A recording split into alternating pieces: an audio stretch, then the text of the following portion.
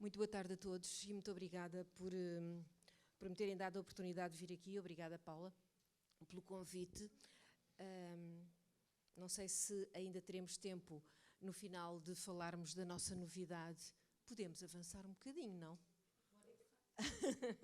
Bom, deixamos aqui. É só, eu acho que já está ligado. A Ivone é que sabe, mas eu vou fazer uma brincadeira. Vamos? Vou fazer isto ao contrário. Ivone, nós não combinámos nada. Não combinámos nada. Não combinámos nada. Permitam-me só que lhes diga então o seguinte. A ideia era nós termos aqui dois políticos, como estão a reparar desde de manhã que nós estamos a insistir muito nos políticos, não desfazendo dos técnicos. Eu sou técnico, portanto não iria fazer uma coisa contra mim. Mas é muito importante nós colocarmos em cima da mesa a visão e o traço político naquilo que é a nossa implementação de uma cidade futuro. E a ideia foi chamar um político de Espanha. Posso apresentá-lo? Pode Benítez apresentar. Fernandes, tenente alcaide de Tominho, é assim que se diz, e conselheiro de planificação urbana. E Tominho fica mesmo em frente a Cerveira, e vocês vão ver também a importância de estar aqui Cerveira, e trazer um português, e foi então a decisão. João Teixeira Leite, vice-presidente da Câmara Municipal de Santarém. Há uma coisa que eu tenho que lhe confessar, eu passo sempre por uma placa que diz Santarém, mas é na autoestrada, depois só paro em Lisboa, mas eu prometo que vou conhecer melhor a capital do gótico. Já tenho um objetivo hoje, que é fazer na próxima vez parar em Santarém. Exatamente, Vou fazer depois da minha intervenção com que crie essa necessidade. Vamos a isso. E Santarém porque, primeiro, como também têm reparado, as câmaras que têm vindo aqui ao palco são câmaras que pertencem à rede de cidades e vilas que caminham. E Santarém tem sido muito falada nos últimos tempos, não por motivos de modos pedonais, mas do aeroporto. Está aqui a Câmara do Barreiro, que ainda não pertence à rede e, portanto, não podia vir falar. E, portanto, eu achei que o Sr. Vice-Presidente, que também, entre outras coisas, está a fazer, é da mobilidade e está a fazer muito trabalho na área da mobilidade, nomeadamente da mobilidade sustentável, podia ser, a contraposição de termos aqui uma pessoa que tem trabalhado muito em Espanha e que também esteve na Diputação espanhola e, portanto, e tem um trabalho também ligado à Ágora, à Universidade de Ágora. Permita que lhe diga, aliás, eu tenho a honra, obrigada, graças. Eu não peço desculpa, mas eu sou a única portuguesa que faz parte da Faculdade de Ágora. E, portanto, talvez seja a coisa que mais me orgulha da minha vida, não é? Porque realmente estão lá, assim, uns personagens a nível mundial e eu tive a sorte, se calhar, por proximidade, de ter sido convidada e é um lugar que muito me honra. Por fim, a Ivone, eu não venho falar de nada do que vocês estão a falar. Pois não, a Ivone não, mas a Ivone, há tempos encontramos-nos, foi uma casualidade. Está a viver aqui no Norte e eu lembro-me da Ivone na televisão. A Ivone era a nossa menina da televisão. Portanto, entretanto conversamos aqui há uns tempos, que depois se quiser pode dizer porquê, e foi nessa altura que eu pensei, não vamos preparar nada. A Ivone, com a sua cultura geral, que também passou muito por lá a área da saúde, e como também muito queremos vincar a mobilidade à área da saúde, eu entendi que é a questão do caminhar, dos modos suaves, que era magnífico começar aqui a ouvir estes assuntos para o projeto que vamos ter para 2024. É verdade, vamos ter um projeto na área da comunicação. Eu posso dizer que é na televisão, naturalmente, uma televisão que faz serviço público e, portanto, porque isto é serviço público, tudo aquilo que eu ouvi até agora e que nós sabemos é serviço público, e, portanto, nós vamos, no próximo ano, dar um passo para fazer aquilo. Eu estava a ouvir o orador anterior e estava deliciada e estava a pensar que pena isto não chegar às escolas, não chegar às universidades sénior, não chegar ao país inteiro, aos hospitais. Nós nos hospitais, eu trabalhei durante 15 anos, como a Paula disse, primeiro como assessora do Ministro da Saúde, mas depois num hospital da área da Grande Lisboa, e nós temos formação e informação, conferências, debates, e eu estava a recordar-me se nunca eu tinha ouvido falar de mobilidade no hospital ou se ouvi falar uma vez ou duas por acaso. E estou ligado ao envelhecimento ativo, o que é fundamental. Portanto, eu e a Paula, em princípio, ou a Paula e eu, porque ela é que sabe e eu é que faço as perguntas, eu digo sempre que os jornalistas perguntam o que não sabem para os experts responderem o que sabem. E, portanto, a Paula e eu vamos, no próximo ano, surpreender-vos com algo sobre mobilidade, sobre caminhar, sobre usar e usufruir do espaço público numa televisão perto de si. Olha, eu gosto desta. Que bem. Numa televisão perto de si. Estejam atentos. E agora começo por fazer a primeira pergunta. Benítez Fernandes, como é que nós conseguimos transformar uma cidade e torná-la caminhável? Eu gosto desta palavra, caminhável. Como é que aconteceu consigo? Ben, vou lá. Boa tarde a todo o mundo. Antes de nada, moito obrigado Paula, moito obrigado Cidades Sevillas que camiñan por me convidaren. Eu estaba pensando se falar portugués hoxe, mas vou resolver que non por 2 motivos. Un, porque o meu portugués é moito brasileirado, acabei de chegar de San Paulo na segunda, e 2, porque acho que é bon que vocês tamén escoiten o portugués que se fala do outro lado alén do miño. Entón, vou falar en galego. Entón, você me preguntou, me preguntaste... Como transformar uma cidade num espaço... Eu primeiramente quería decir que hai un conceito máis importante que ter unha vila, unha cidade camiñable, que é o espacio público. Eu creo que o espacio público é un concepto que supera o concepto da camiñabilidade ou da mobilidade, porque a mobilidade todos nos apetece movernos, nos gusta movernos, pero tamén nos gusta estar no sitio, non? Como moi ben explicou antes Xesús Fole, a concepción do espacio público como lugar de estancia, de convivencia, de encontro, é moito máis alá que a preocupación que ten que ser, que tamén, pero que é moito máis abranxente que a preocupación por conseguir nos mover dun xeito máis ecolóxico, máis saudável e demais. O espacio público é o único espacio que é de todos e de todas. É o único espacio no que se garantiza unha cohesión social. É o único espacio que realmente verdadeiramente democrático, que é de todos por igual, independentemente das condicións físicas, do xénero, das condicións económicas, de todo. Entón, é moito máis alá que o sitio por onde camiñar. É moito máis importante do que iso. Portanto, primeiro temos que conquistar o espaço público. E agora como é que se consegue?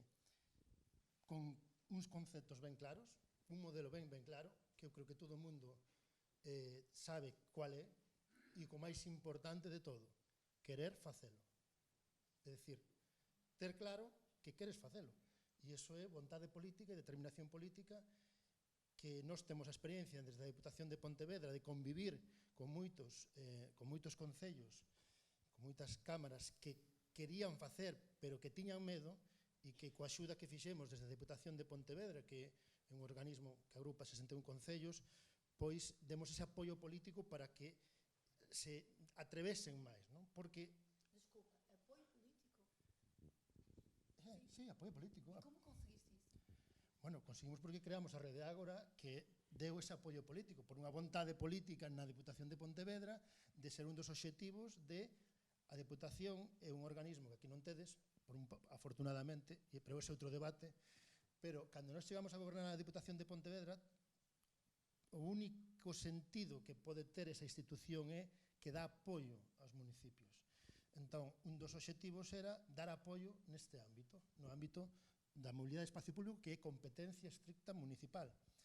Entón, apoio económico, apoio de formación, como xa explicou Xesús, e como tú sabes, Paula, pero apoio político nos vivimos moito iso, non? Ver como un alcalde chámanos ou a nivel técnico, a nivel político, podes vir aquí a decir que isto está ben, que isto é o futuro, que por aquí onde hai que ir, porque teño sempre reticencias, non? Dos meus veciños, dos meus comerciantes, etc.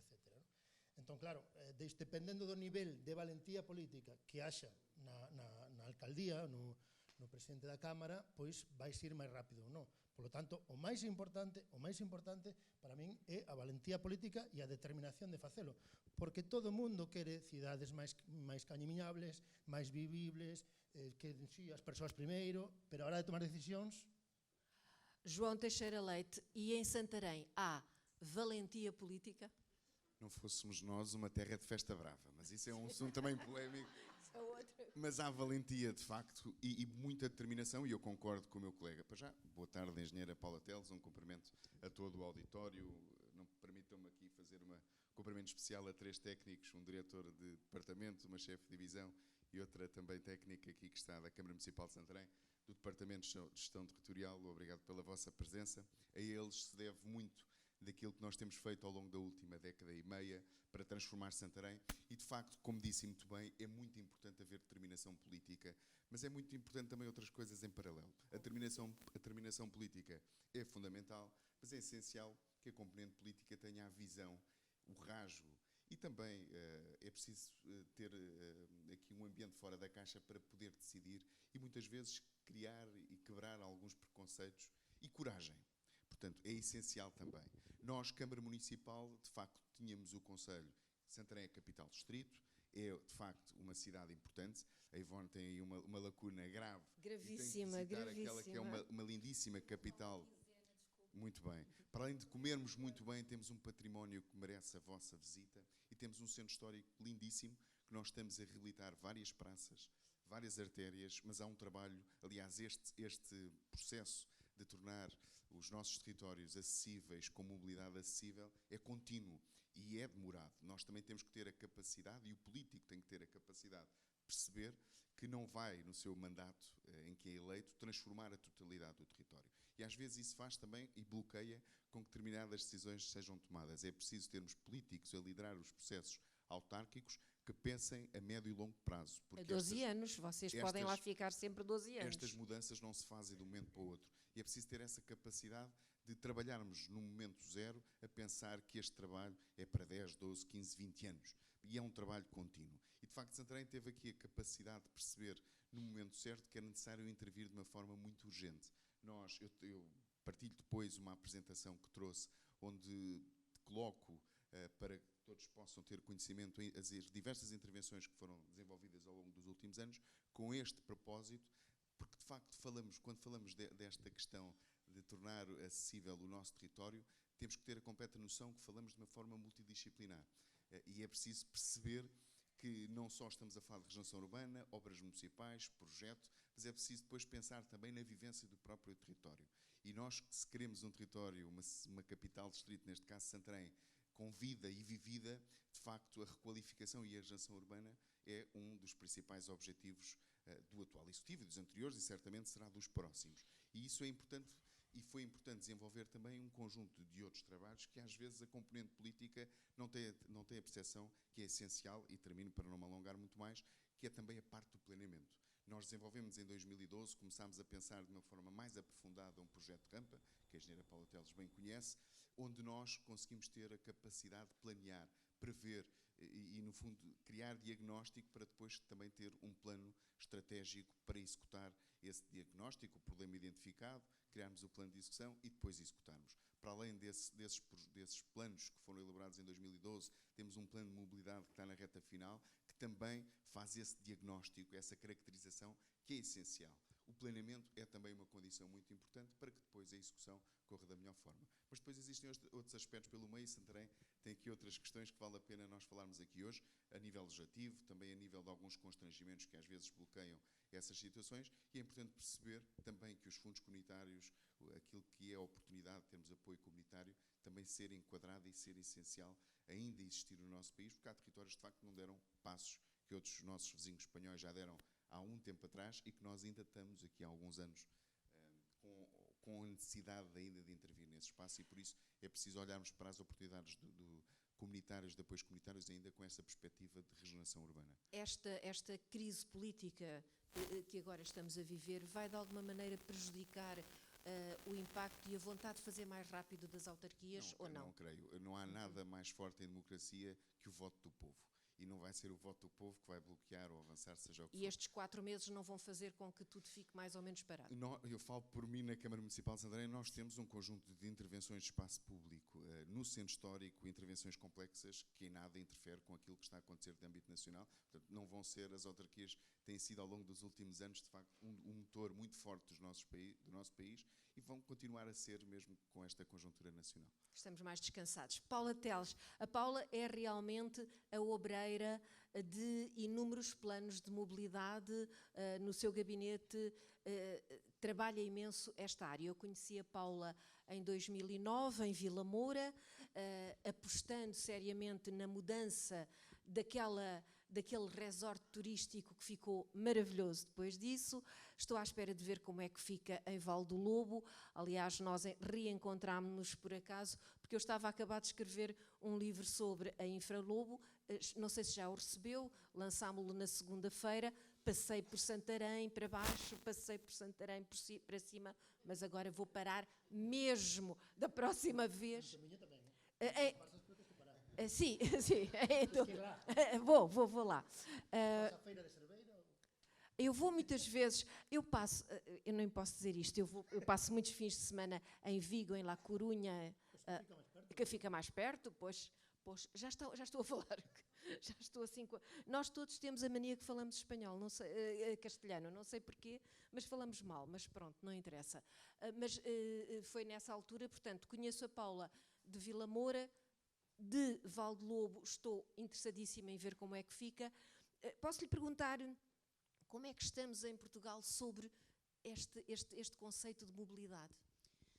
Ivone, assim, é óbvio que há uma mudança muito grande, não é? Quem começou há tantos anos atrás, eu faço este ano 30 anos de engenheira.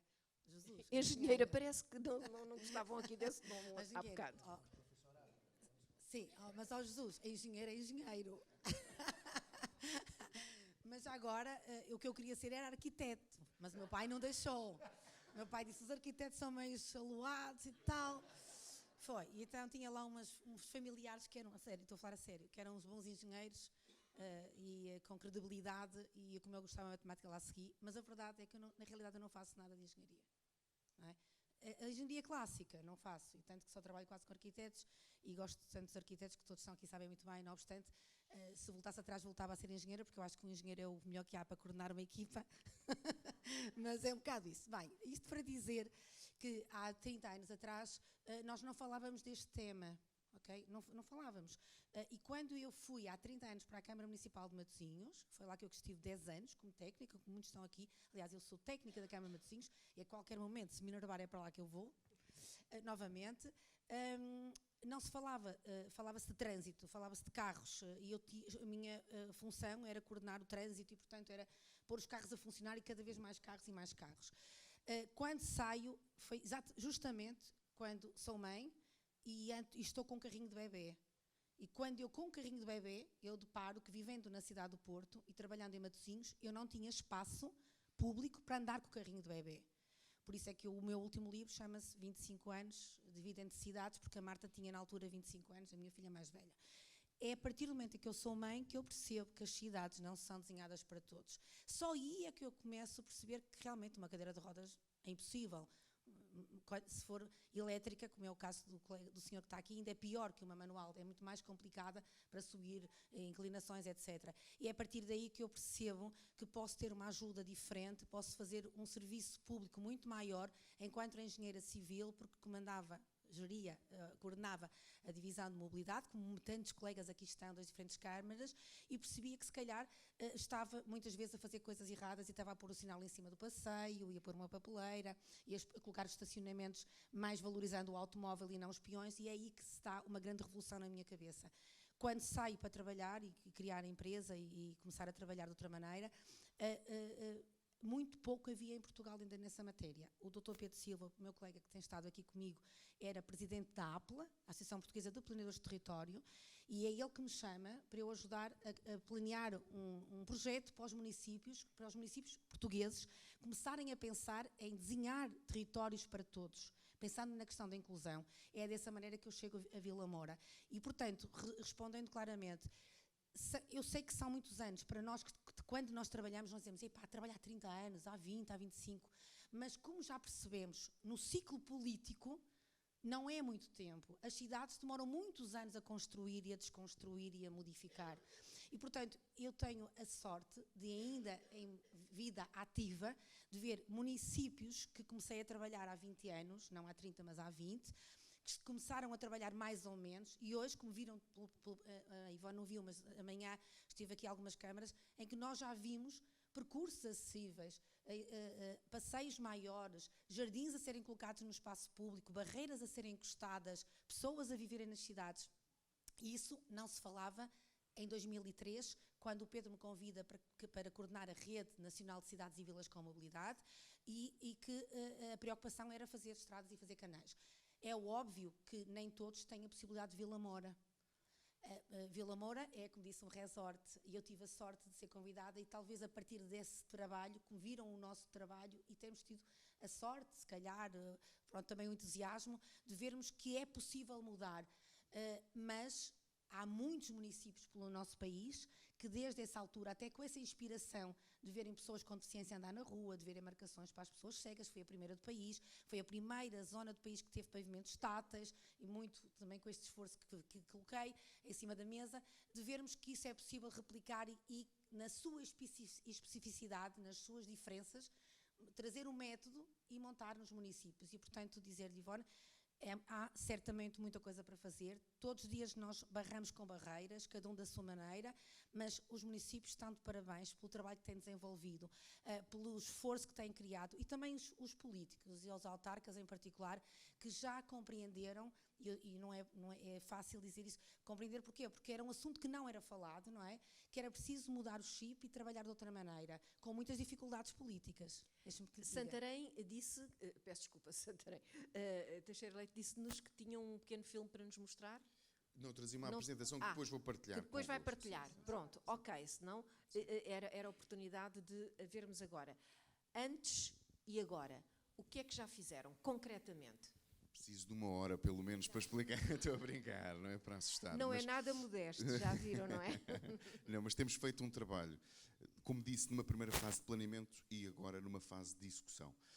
Para quem conhece Santarém, nós somos, do ponto de vista geográfico, estamos assim, o núcleo urbano está criado e construído num planalto e, de facto, isso cria algumas dificuldades até de mobilidade, mas tem sido para nós importante a regeneração urbana no anel e no centro histórico em concreto e na zona envolvente ao centro histórico. Para terem uma noção, a primeira grande intervenção nesta área e nesta temática foi tirarmos a principal avenida de Santarém, deixou de ser avenida e passou hoje a chamar-se Jardim da Liberdade. É onde se realizam grandes eventos na nossa cidade. Construímos um parque subterrâneo nesse Jardim da Liberdade, que também para facilitar o acesso depois ao centro histórico, e este espaço fica no anel e na zona envolvente, no fundo abraça o centro histórico da nossa cidade. Jardins, zonas para as crianças poderem brincar, divertirem-se. Para os mais velhos passearem, para as mulheres deixarem de saber onde é que eles andam. Exatamente. Foi uma preocupação de uma das cidadãs da zona do Sr. Arquiteto, onde o Sr. Arquiteto estamos a trabalha. falar de uma avenida com carros, com estacionamento, era muito desorganizada, era a avenida principal no centro da cidade e, como devem imaginar, foi um processo polémico, complexo. E ele perguntar, a população aderiu logo? Numa primeira fase, pelo também o impacto positivo, que nestas questões é muito importante a comunicação, a imagem, explicarmos, e aqui está o diretor do departamento, o arquiteto Pedro Gouveia, que na altura teve um papel importante, explicarmos à população as qualidades, aquilo que ia ter de impacto positivo aquela intervenção no espaço público. E depois explicar que não era uma intervenção isolada. Lá está o planeamento e a visão. E aqui outra característica que é importante ter, tanto técnico como político, é a paixão também pelo território. Não basta ser determinado. É preciso termos paixão e percebermos as imagens que o arquiteto acabou de mostrar, do antes e do depois, e da qualidade de vida que introduzimos nas nossas populações, por termos o arrojo, a coragem e a paixão de conseguir intervir desta forma no espaço público, são também condições essenciais. Depois somos um centro histórico riquíssimo, capital do Gótico, várias igrejas, várias praças no centro histórico, aqui a DGPC a condicionar muito do tempo de intervenção, e não vamos também entrar por aí, porque precisava também de muito tempo, é difícil às vezes conseguir explicar à população que as intervenções que causam também algum sofrimento quando a obra de regeneração urbana está em curso, é de facto provocada também por outras questões que são alheias à Câmara Municipal. Mas requalificámos, para além do Jardim da Liberdade, depois praças centrais, o Largo Ramiro Nobre, que é mesmo no centro histórico, que é adjacente a uma igreja, a Igreja de São Nicolau, está neste momento a intervir a requalificação da Praça Visconde Serra do Pilar, também no núcleo, no centro histórico, o Jardim das Portas de Sol. Quem conhece Santarém e quer perceber o impacto bonito da Lesíria e do Rio Tejo, tem que ir ao Jardim das Portas de Sol, percorrer a Avenida 5 de Outubro, que foi requalificada no ano passado, ir até à Praça, ao Largo de Alcáçova, foi também requalificado com estas orientações de mobilidade, diminuirmos as barreiras arquitetónicas, acabarmos com passeios, tornarmos o percurso acessível para todos, que é esse o foco e é o objetivo, e depois terminarmos esse passeio também no jardim requalificado das Portas de Sol e depois poder desfrutar da linda paisagem que tem Santarém e o Ribatejo. Muitas outras intervenções também em artérias onde o carro era dominante, e lembro-me, por exemplo, na Avenida 31 de Janeiro, onde construímos muitas ciclovias. Para ter noção, a minha experiência autárquica tem 2 momentos. Eu fui vereador de 2009 a 2013, era muito novo na altura, ainda sou, embora não pareça, pouco cabelo agora, mas pronto. Mas era muito novo na altura e quis abraçar outras experiências. É importante não sermos político-dependentes, e eu não quis ser, e fui para o privado, e quis o destino. Estava a administrar um hospital, portanto a minha área é economia, depois tirei mestrado em gestão, depois administração hospitalar, e o Presidente desafiou-me para voltar, e estou neste momento como vice-presidente, e para lhe dizer que na altura estas requalificações eram pensadas também com este foco de tirarmos a principal eixo, a viatura, e passarmos a dar prioridade ao peão. Não havia nessa altura um único metro de ciclovia, hoje existem quilómetros de ciclovia espalhados. Mas deixa-me só dizer-lhe uma coisa que eu acho que é uma preocupação dos cidadãos. Minha, por exemplo. Sim, sim. Nós às vezes vamos numa ciclovia e vamos todos contentes. E eu agora moro ali em Miramar. Vou toda contente numa ciclovia e de repente, parou. E agora para onde é que eu vou?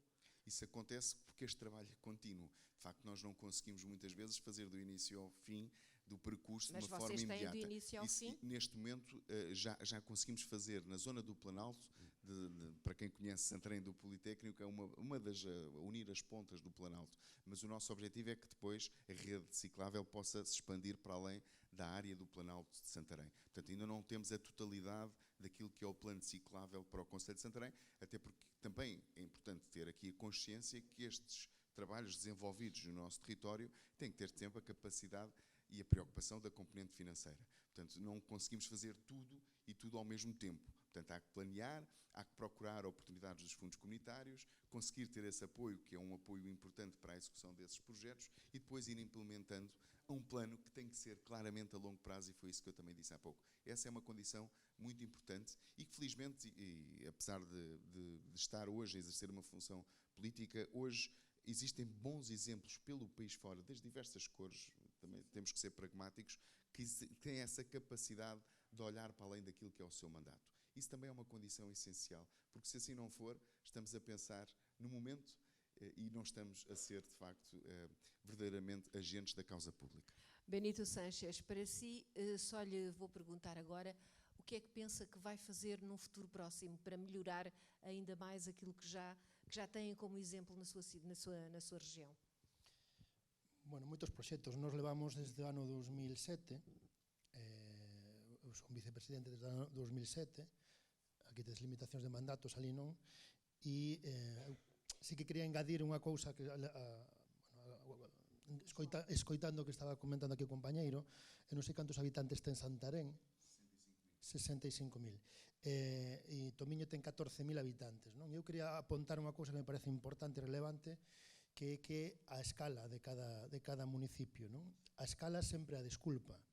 Eu lembro cando unha vez fun ali a Guarda dar unha conferencia, que é un núcleo máis concentrado, e poñía o exemplo de Pontevedra, e me dicía, no, que Pontevedra non, aquí non vale porque Pontevedra é moi grande.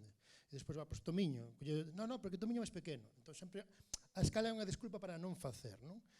Pero realmente estas políticas de recuperación do espacio público, tendo claros os principios,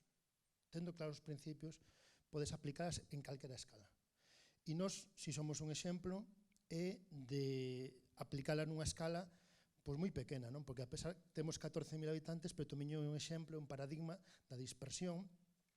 Temos 15 freguesías, pero temos 152 núcleos de poboación, 550 kilómetros de camiños públicos, máis de 1000 colectores, máis de 8000 puntos de luz, e, polo tanto, creo que hai 13.000, nestes momentos, 13.500 vehículos censados en Tomiño, é dicir, casi un índice de motorización próximo ao de Estados Unidos. Entón, é o paradigma da dispersión, de casas dispersas, e que ven motivado dun crecemento recente de un fenómeno de expulsión de cidadáns de Vigo, non? Tomiño hai 30 anos tiña 10.000 habitantes e agora ten 14.000, e apenas hai 2 núcleos urbanos que a nosa estrategia dende o 2007 e continúa a ser é a de consolidación deses 2 núcleos urbanos, pero tendo en conta tamén esa realidade, non?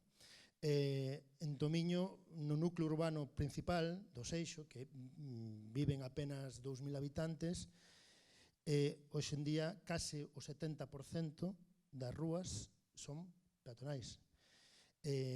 Iso sí, fixemos unha estrategia de derivar o tráfico de paso, creando infraestructuras derivando o tráfico de paso e de creación de estacionamentos disuasorias para aquelas o resto dos 14.000 que necesariamente teñen que ir en vehículo a ese núcleo urbano, non?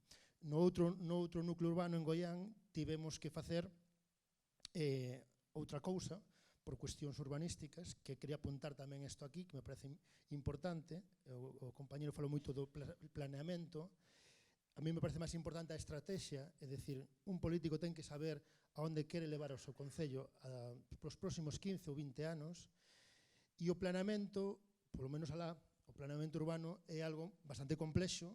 No noso caso, tiraron absolutamente as competencias municipais, depende do goberno autónomo, entón xeran moitísimas dificultades, non? Entonces, a veces tens que idear políticas públicas sin ter en conta ese planeamento, porque facer un planeamento urbano alá podes tirarte 15, 20 anos e non consigues aprobar porque non depende de ti, non?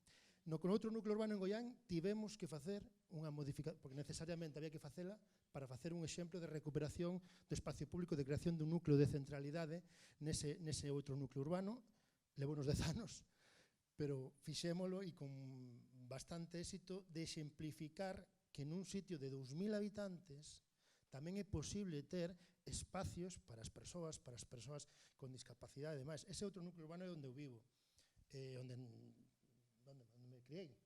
E agora lembro tamén, falando de anécdotas, como cando acabamos a obra na que xeramos ali casi 10.000 metros cuadrados de espacio público, zonas verdes e plazas peatonais, nun núcleo de 2.500 habitantes, estou falando, que é Goián, xusto enfrente de Vilanova de Cerveira, como destas cousas emocionantes que pasan en política, non? Como cando estamos acabando a obra me chamou unha señora que vive ali, na mesma praza, non? Con 80 anos, e eu atendo o teléfono e pensei, me está ligando para que estaba un punto de luz averiado ou sei lá, non?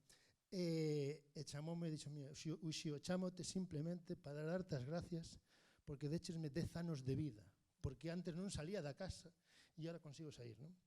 E o día seguinte, curiosamente, pasoume unha mesma anécdota dun señor que vivía donde fixemos a peatonalización desa praza e a apenas 300 metros estaba a farmacia, o señor que vai en cadeira de rodas, e que me di, gracias, porque podo ir á farmacia a comprar medicamentos eu só. Entón, cando as persoas te din iso, dende logo é o que fai máis sentido.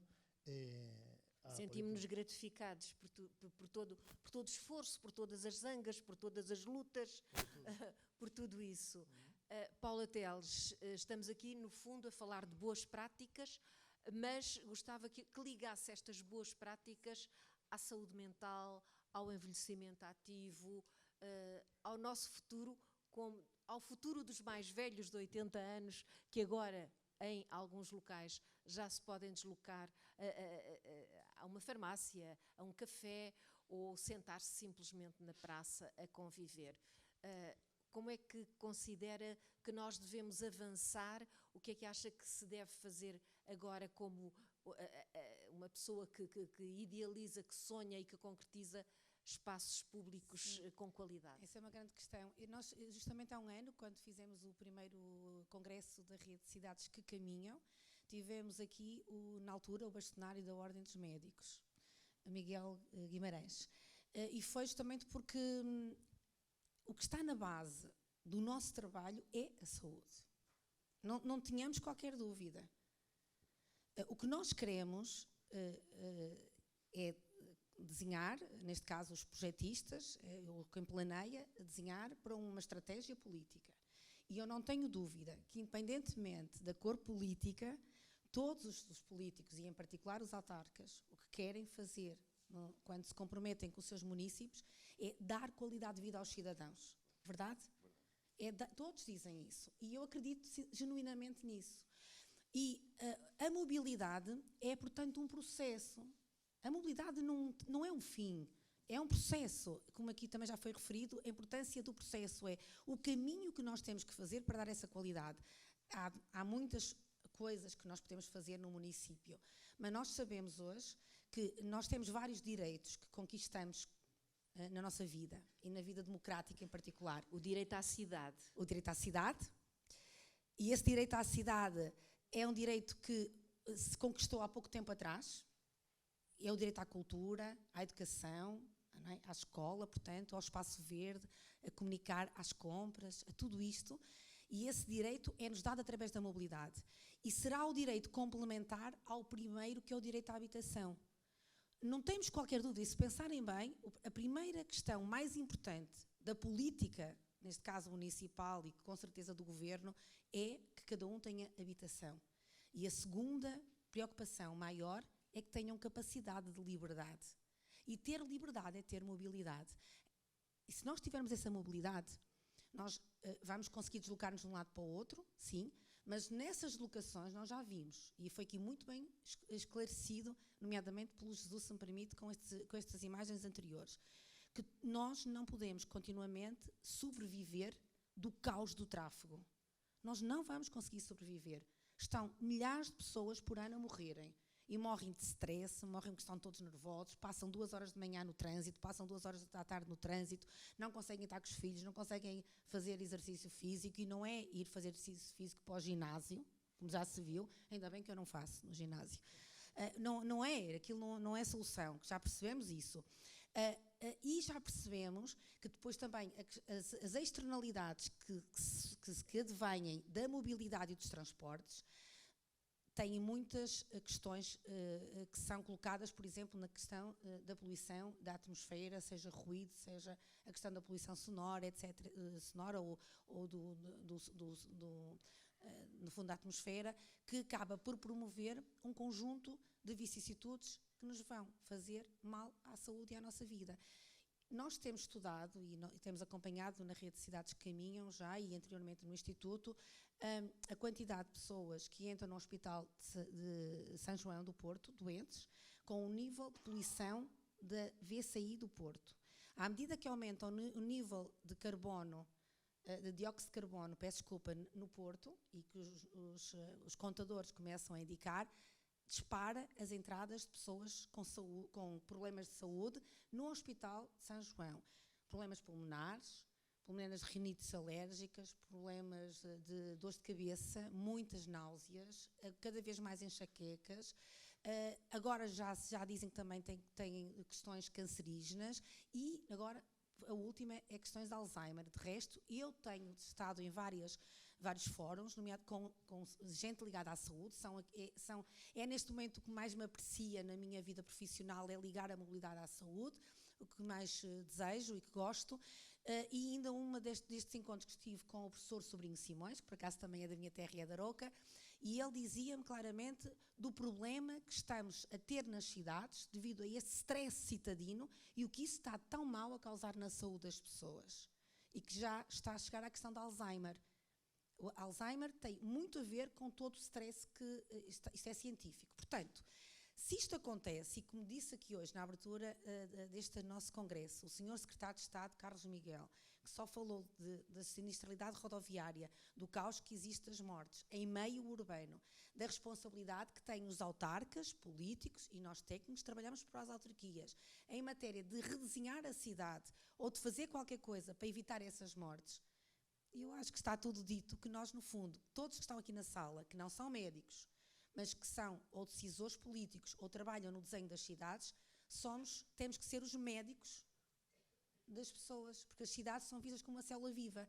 E, portanto, ultimamente, também ao ler muito sobre o caminhar, eu pessoalmente, aprendido imenso, com muito gosto, daquilo que nós temos de desenvolvimento de dinâmicas no nosso organismo, com termos técnicos muito importantes, que só são estimulados sobre o caminhar. Nós, quando caminhamos, desenvolvemos um conjunto de mecanismos dentro do nosso organismo, nomeadamente algumas hormonas que acabam por ser libertas para o nosso sistema e para o nosso circuito, e que vão fazer com que nós tenhamos muito mais vida, tenhamos muito mais dinâmica, e esse é um dos motivos pelos quais também temos acompanhado alguns municípios recentemente, que demonstram que as crianças às 8 da manhã vão para a escola a dormir, porque saem de casa pelo elevador, o elevador vão para o carro dos pais, já aqui foi dito hoje de manhã, entram na sala de aulas, estão a dormir, não têm vitalidade ainda suficiente, que não fizeram exercício físico, o mínimo necessário para começarem a raciocinar.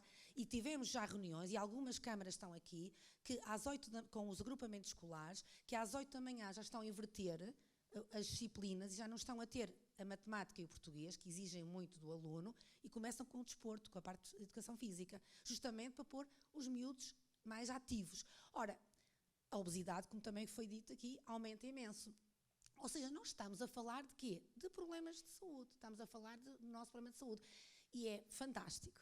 E essa é a parte também apaixonante, que aqui falou, que eu gostei muito de ouvir, porque é bom ouvir assim também políticos a falar dessa maneira. Aliás, como o Uchi também. É muito bom nós sabermos que, eu diria, que todos que estão aqui na sala, porque se estão aqui é porque gostam desta matéria, se não estavam em casa, porque depois os filmes vão ser entregues, e eu disse isso a toda a gente, estão aqui porque gostam e vieram ao Porto com chuva, portanto não vieram quase muito, infelizmente, para passear, embora nós quiséssemos, e por isso é que amanhã tem a tarde livre, que é para poderem caminhar na cidade do Porto, porque isso é importante. Mas vieram aqui porque gostam da matéria e são apaixonados pela matéria. E é fantástico nós, de facto, percebermos que, ao contrário do Alcaide de Pontevedra, que aqui esteve hoje de manhã e está ali sentado, que realmente ele sim é médico, e ele percebeu de certeza na sua vida que se calhar era mais preciso na sociedade parar de ser médico e ir trabalhar para a política, porque ele ia fazer outra parte da medicina.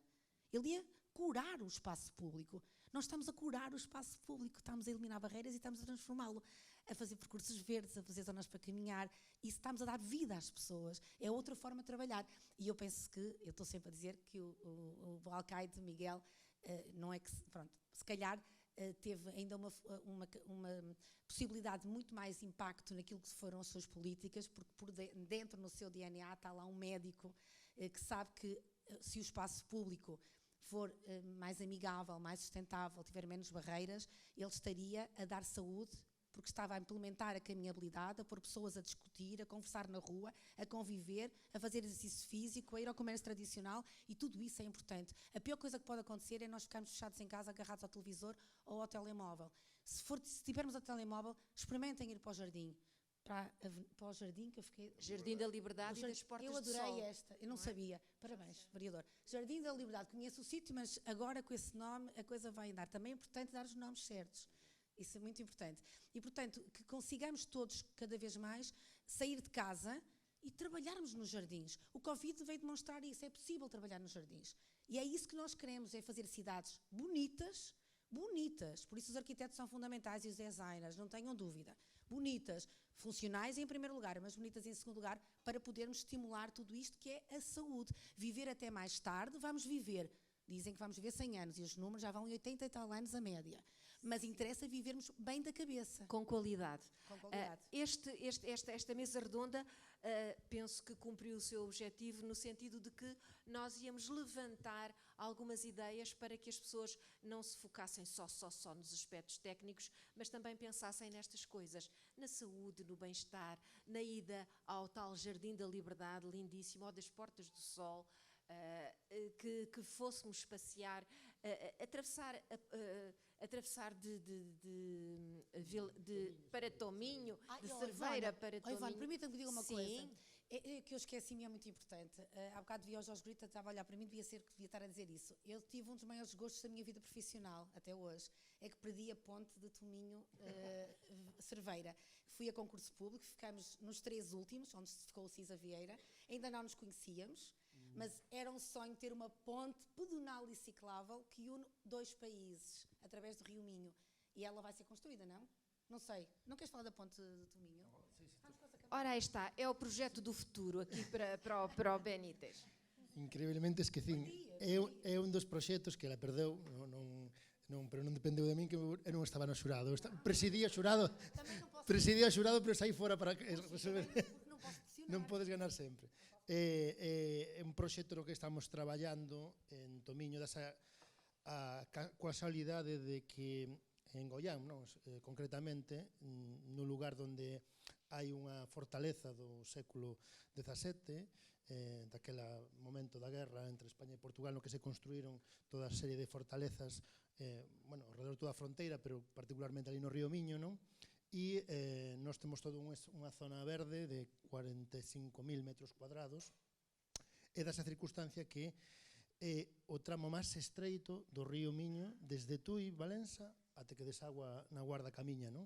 Son apenas 180 metros, un estreitamento que se produce, e dasa casualidade de que estemos nós un parque verde cunha fortaleza que ten unhas características, unha praia que ten unhas características, a fortaleza está elevada, entón dá unhas posibilidades de visión, ten o propio valor patrimonial da fortaleza, e enfrente hai outro parque, o Casteliño de Vilanova de Cerveira, tamén de 40 ou 50.000 metros cuadrados, no que é máis chan e é máis urbano, porque a vila Cerveira está máis do lado do río, e no que ten unha serie de equipamentos, e quero decir que son 2 parques curiosamente moi complementarios, moi diferentes.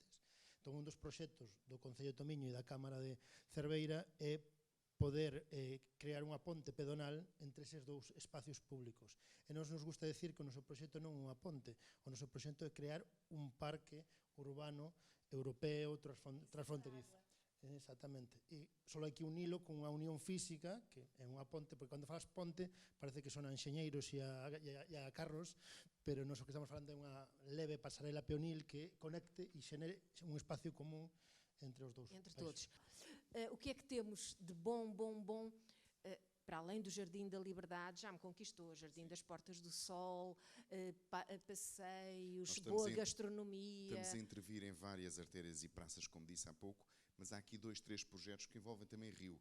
Nós temos este património natural aos nossos pés em Santarém, que é o Rio Tejo, e infelizmente temos a Frente Ribeirinha por requalificar. Estamos neste momento a tratar do que é necessário para podermos atualizar um projeto antigo àquilo que é a nossa visão e àquilo que é a nossa estratégia, e queremos, aliás, já conquistámos parte do montante no próximo quadro comunitário através do acordo da comunidade intermunicipal para requalificar a Frente Ribeirinha, e esse é um projeto que os técnicos, a arquiteta Catarina Pires, o arquiteto Pedro Gouveia, sabem que é daqueles que envolve a paixão ao território. Santarém precisa e necessita e vai ter essa requalificação efetuada, e depois temos também no coração vários hectares ainda por requalificar. Nós tivemos envolvidos com uma parceria com a Faculdade de Arquitetura de Lisboa, onde estudámos e trabalhámos ao longo dos últimos anos para podermos ter o Campo Infante da Câmara, que é no coração da cidade, que neste momento era onde era a Feira Nacional da Agricultura. Para quem conhece Santarém, ela hoje realiza-se no CNEMA, numas instalações mais abaixo do Planalto, e todos esses hectares onde era esse palco maior da celebração da agricultura do nosso país, hoje, neste momento, precisa também de ser regenerado. Nós queremos atribuir ali vida, que também seja um espaço de liberdade, com jardins, espaço verde urbano, com desporto, com qualidade de vida. Porque, de facto, esse é o nosso foco. Nós temos, felizmente, as nossas atividades profissionais. Eu falo por mim, a minha profissão não é ser político, e quero muito, com as minhas equipas, com as equipas da Câmara Municipal, deixar este marco de contribuirmos para a construção de uma capital distrito que tem extrema qualidade de vida.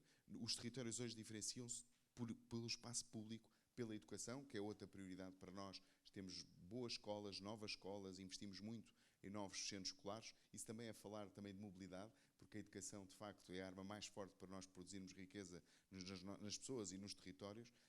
Paralelamente ao investimento na educação, sem dúvida alguma, diferenciarmos o nosso território, o nosso concelho, por termos um espaço público onde as pessoas se sintam bem, onde exista qualidade de vida. É esse o nosso foco. Boas práticas públicas, desejos, sonhos e concretizações. Algumas dicas para ficarmos a pensar. Tentámos cumprir o nosso tempo e agradeço aos convidados e a todos os que nos estiveram a escutar e continuem com este grande congresso que realmente é muito, muito tentador para quem não é técnico também. E é uma pena que não abram mais as portas e não se divulgue mais. Mas, como já disse, nós vamos ter novidades no próximo ano para divulgarmos estas possibilidades de sermos cada vez mais um país caminhável. Muito obrigada. Quer dizer mais alguma coisa? Sobretudo para si. Instagram, visite santarém.travel. E fica a conhecer, e fica para si. Que ainda, para todos, mas eu acredito que muitos já tenham ido a Santarém. Era uma provocação, era uma provocação. Visite santarém.travel e vai ter, tenho a certeza que daqui a pouco, muito pouco tempo irá. Este meu pecado capital, dividir por todos, fica mais pequenino. Exatamente. Muito obrigado.